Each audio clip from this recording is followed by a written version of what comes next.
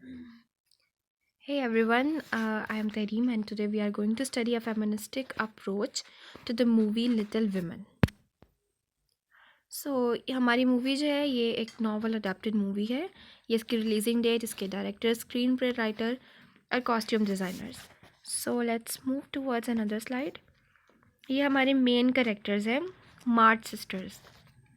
Actually ये four women जो है ना, ये रिप्रेजेंट कर रही हैं सोसाइटी को, different types of women in the society. और अगर हम ये चारों की चारों सिस्टर्स हैं, Jo March, Amy March, Beth March and Meg March. Jo March की अगर हम बात करें तो जो मार्च जो है वो एक रेवोल्यूशनरी करेक्टर है। वो एक्चुअली एक बुक को पब्लिश करवाना चाहती है। She wants to publish a book without any societal pressure. Like वहाँ पर उस ज़माने में जो एक फ़ीमेल है ना, उसको एक तो लिखना अलाउ नहीं था। और ये जो ने ना सिर्फ लिखना अलाउ किया, बल्कि इसने एक एक अपने लिए स्टैंड लेकर उसको लिखा और अब उसको वो पब्लिश भी करवाना चाहती थी। सब मूवी के अंदर हमें ये सारी इसकी हर्डल्स नज़र आती हैं कि किस तरह ये अपनी एक बुक को पब्लिश कराने के लिए स्ट्रगल करती है। एमी मार्च की अगर हम बात करें तो एमी मार्च जो है ना, वो उसका जो वो ज़्यादा से ज़्यादा टाइम है ना, वो अपनी ग्रैंड मदर के साथ स्पेंड किया उसने। उसकी ग्रैंड मदर कहती है, you should be beautiful and you should need shortcuts to complete your every task or everything. Like इसकी दादी का ये कहना है कि तुम्हें ना अब शॉर्टकट्स इस्तेमाल करने चाहिए। तुम्हें बस ब्यूटीफुल रहना है, तुम्हें अच्छा रहना है। क्यों? क्योंकि तुम्हारी फिर ही एक अच्छे घर में शादी होगी। तुम्हें जो की तरह स्ट्रगल करने की ज़रूरत नहीं है। तुम्हें जो की तरह एक किताब लिखने या उसको पब्लिश कराने की ज़रूरत नहीं है। क्यों? क्योंकि तुम एक अमीर से शादी करो और तुम वो सब कुछ हासिल कर सकती हो जो जो चाहती है। अब हमें ना ये जो बेथ का कैरेक्टर है ना, वहाँ से हमें बेथ के कैरेक्टर से हमें पता चलता है कि बेथ जो है ना, उसके वो ट्रैप्ड है मल्टीपल ओपिनियंस में। Like she has no personality, basically wants to learn ball dance. वो ना बॉल डांस चाहती है। क्यों? क्योंकि एक्चुअली इसको ना थिएटर में बहुत ज़्यादा इंटरेस्ट है। और अगर हम उसके बाद बात करते हैं लास्ट वन, जो कि हमारे पास है मैग मार्च। मैग मार्च जो है ना, ये कोई इसकी आइडेंटिटी नहीं है एज सच। ये इसको पियानो बजाना बहुत पसंद होता है। और लेकिन इसके सिस्टर्स और इसकी दादी जो है ना, वो इसको अलाउ नहीं करती। वो उसको कहती हैं कि ये मना है, तुम इसके साथ मतलब पियानो प्ले नहीं कर सकती। ये जो मैग मार्च है ना, ये मूवी के एंड पे हमें पता चलता है कि इसकी डेथ हो जाती है। और इसकी जो डेथ है ना, वो दो तरह की है, एक मेटाफोरिकली और दूसरी ओरिजिनली। लाइक मेटाफोरिकली इस तरह के ये बोलती नहीं है, ठीक है। तो हम ये कहते हैं कि एक वॉइसलेस है, ये शी इज़ वॉइसलेस। और इसकी डेथ होना, लाइक उसकी एक वॉइसलेस जो पर्सन है ना सोसाइटी में, जो आवाज़ अपने लिए नहीं उठाता, उसको अल्टीमेटली किल कर दिया जाता है। उसको सब्जुगेट कर करके उसकी आइडेंटिटी ही ख़त्म कर दी जाती है। ओरिजिनली बात करें तो हमें ये पता चलता है कि उसकी रियलिटी बेस्ड मतलब डेथ भी थी, मूवी के अंदर हमें दिखाई देती है। ओके। हम इसको फेमिनिज्म के लेंस से रीड करने वाले हैं। Feminism is a wide range of political movements, ideologies and societal movements that share a common goal to define, establish and achieve political, economic, personal and social equalities of sexes. Yes. Feminism अब हमें क्या कहता है? Feminism हमें कहता है कि ये एक ऐसी आइडियोलॉजी है, एक ऐसी मूवमेंट है जो कि कहती है कि सबके इक्वल गोल्स हैं, इक्वल राइट्स हैं और वो सबको अचीव करने होंगे without any gender discrimination, without any societal division of sexes. Like there is no male or female, both are humans, so they should be considered as human regardless their biological sexes. The next one, ये अगर हम इस picture के दोनों इन pictures को हम देखते हैं ना, तो ये हमें क्या डिपिक्ट करती हैं? Gender stereotypes. Like first picture में हमें पता चलता है, तो फर्स्ट पिक्चर में क्या है? Make sure she is married by the end और dead, either way. Excuse me, ये यहाँ पे वो करेक्टर जो है ना, वो करती है एक्सक्यूज़ मी। क्यों? क्योंकि कहा जाता है कि ये ज़रूर होना चाहिए कि उसकी शादी ज़रूर हो, या तो वो मतलब और डेड ईदर वे, मतलब हर हाल में उसकी शादी जो है ना, वो एक ज़रूरी था उस टाइम के लिए। उसको ये प्रमोट किया जाता था कि अल्टीमेट जो गोल है ना लाइफ का एक गर्ल के लिए, वो यही है कि that she ought to marry just. यहाँ पे during the civil war feminism was unheard of. It was the norm of the women to get married. Feminism meant being against the rules. Yes, ये actually movie जो है ना, ये कब की है, ये सिविल वॉर थी अमेरिका की। ये तब की मूवी है, तब की इसकी डिपिक्शन है। और उस वक्त क्या था कि फेमिनिज्म को समझा ही नहीं जाता था, उनको सुना ही नहीं जाता था। जो एक फीमेल है ना, उसकी वॉइस को या तो दबा दिया जाता था, या उसका कोई मीनिंग ही नहीं होता था, उसको कोई पर्पसलेस था बिल्कुल। सो ये एक तरह का रिवाज था, एक तरह का नॉर्म था, अभी भी कल्चर में एग्जिस्ट करता है। बट उस वक्त में ये एक मॉरल ड्यूटी थी, एक हॉली ड्यूटी थी कि जस्ट अब क्या है, अब जस्ट अगर एक फीमेल है, just she needs to get marry in order to support her life, in order to support her life financially and emotionally as well. So feminism को उस वक्त नहीं सुना जाता था। और उसी दौरान जो फेमिनिस्ट मूवमेंट जो थी ना, वो ओरिजिन उनका जो स्टार्ट हो गया था। ओरिजिन तो फेमिनिज्म का बहुत ज़्यादा, लेकिन एक जो उसका पीक पे जानी शुरू हो गई थी।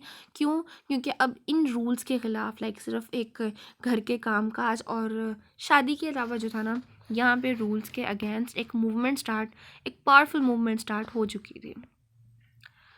सो यस, इस पिक्चर में हम देखते हैं, I can't get over my disappointment in being a girl, don't say Columbus, don't say capital.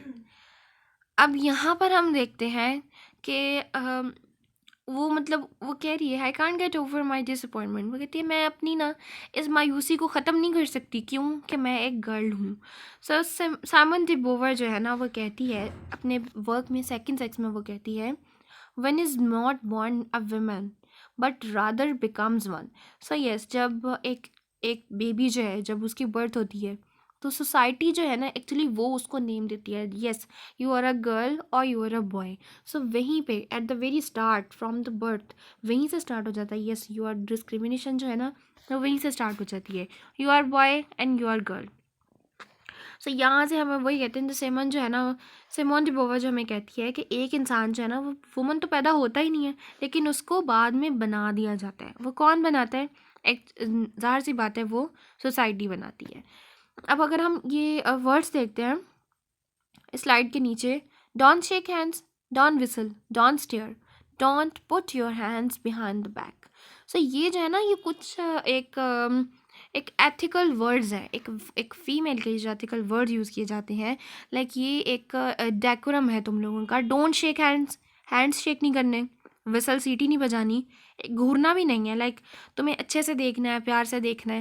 Like don't put your hands behind the back, और अपने हाथ पीछे बांध कर भी खड़े नहीं होना।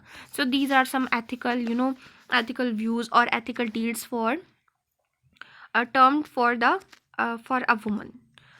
सो यहाँ पर अगर हम देखते हैं, तो यहाँ पर हमें एक विमेन स्ट्रगल नज़र आती है, किस चीज़ के लिए? आइडेंटिटी के लिए, just for the identity for her own self. Like first picture में हम देखते हैं, and until she marries someone obscenely wealthy, yes, I have been rejected plenty of times. सो यहाँ पर हम देखते हैं कि एक उनकी ना जो स्ट्रगल है, उस ज़माने में अगर प्रपोजल को ना भी कर दिया जाता था ना, तो उसका भी एक बहुत बड़ा इम्पैक्ट पड़ता था।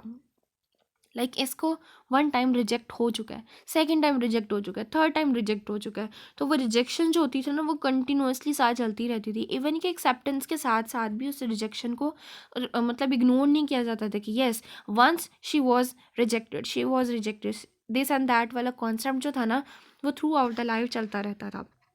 Only those women are accepted whose journey are defined by men. Yes.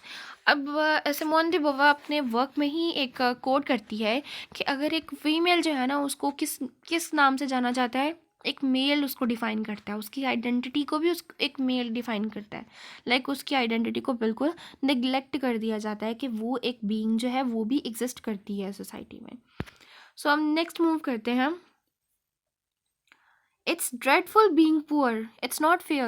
I wish I had money and plenty of servants. Least of all, a woman. You will need to marry well. सो अगर हम देखते हैं ना, तो इन तीनों pictures में ना हमें एक चीज़ नज़र आती है, फाइनेंशियल क्राइसिस नज़र आते हैं, फाइनेंशियल स्टेबिलिटी नहीं है, अनस्टेबिलिटी नज़र आती है हमें। और नीचे हमें जो है ना, वो एक करेक्टर है, वो क्या कहती है, least of all a woman जो सबसे एंड पे एक चीज़ बचती है ना एक वुमन के लिए, वो क्या है? You will need to marry well, कि तुम्हें अच्छे घर में एक शादी करनी चाहिए बस। क्यों? क्योंकि तुम्हें अपने आप को, अपने वेल बीइंग को सपोर्ट करने के लिए अपनी यहाँ की अपनी फैमिली, अपनी पैटर्नल साइड को भी, मैटरनल साइड को भी उसको सपोर्ट करने के लिए शादी करना ज़रूरी है। What all women can do is just to make sacrifices. So ये क्वेश्चन जो है ना, ये इन तीनों को देख के एक अराइज होता है कि क्यों वी एक लाइक एक विमेन ही क्यों, विमेन क्यों क्यों सफ़र करें, क्यों सेक्रीफाइस करें, like why they need to suffer, why they need to adopt certain rules. So यहाँ पे हम ना इस थ्रू आउट द मूवी ना, ये जो हमारे करेक्टर्स हैं ना, ये सिस्टर्स जो है ना, ये इसी पर रिवॉल्ट करती हुई नज़र आती हैं, इस पे क्वेश्चन करती हुई नज़र आती हैं। वो रेवोल्यूशनरी हैं, वो रिवॉल्ट करती हैं, वो स्ट्राइक करती हैं, और करेक्टर्स के अंदर ही एक कॉन्फ्लिक्ट नज़र आती है हमें थ्रू आउट द मूवी।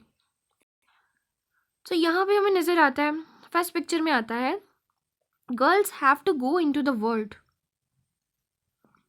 जो that's so boyish, that's why I do it. Like अब वो एक जो मर्दाना काम है ना, उसको करना भी क्या समझती हैं, एक ऑनर समझती हैं। क्यों? क्योंकि male is always the one and the women is always second one.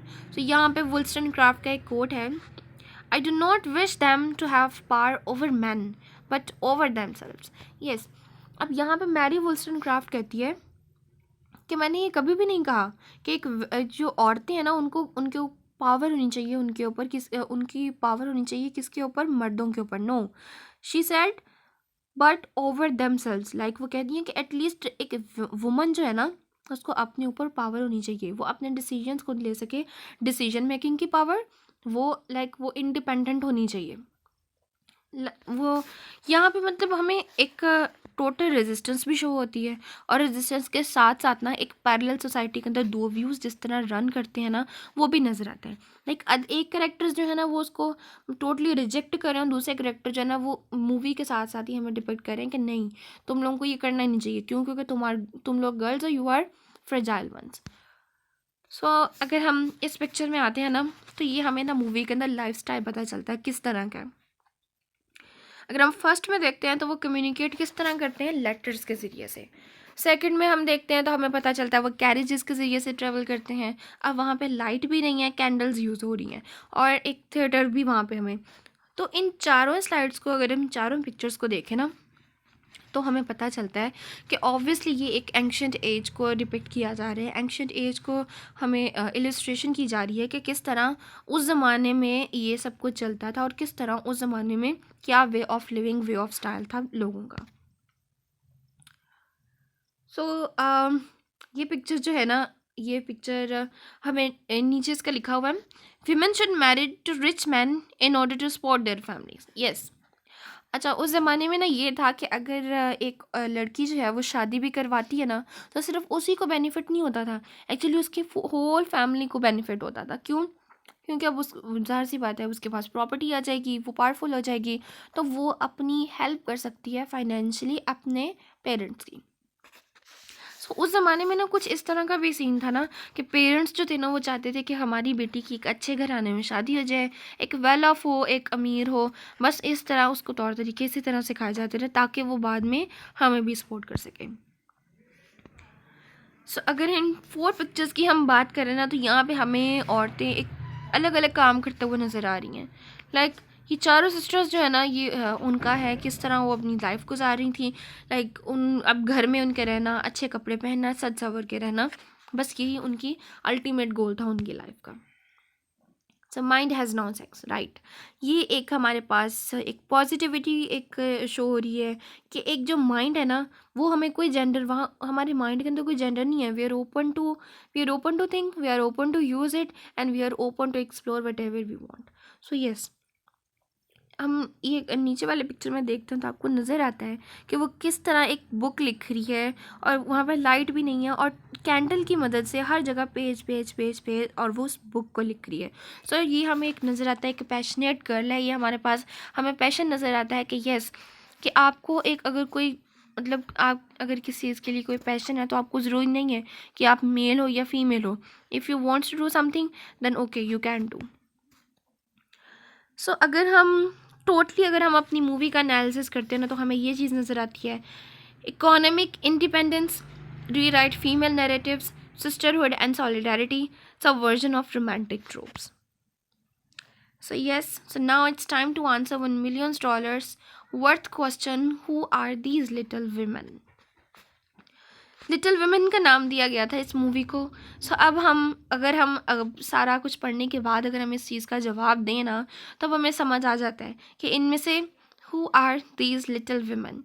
ये मतलब इन चार लड़कियों ने एक हमें बहुत बड़ा मैसेज दिया है. उस ज़माने में, उस एज में इन लोगों का रिवॉल्ट करना, इन लोगों का अपनी वॉइस रेज करना भी हमारे लिए एक बहुत like it's a significant part, it's a significant thing कि ये लोग उस सोसाइटी में खड़े होकर अपनी वॉइस को रेज कर रहे हैं. सो एक्चुअली ये विमेन जो थी ना, ये लिटिल विमेन जो थी, इन्होंने बहुत बड़ा काम किया, जिसकी वजह से हमें मैसेज मिलता है कि हमें जो है ना, हमें रिवॉल्ट करना चाहिए, not for the bad one but for the good purposes. Like हमें अपने राइट्स को सब्जुगेट नहीं होना चाहिए. We have to speak for our own rights and for the rights of others as well.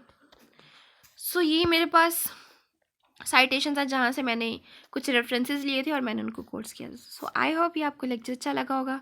Thank you all.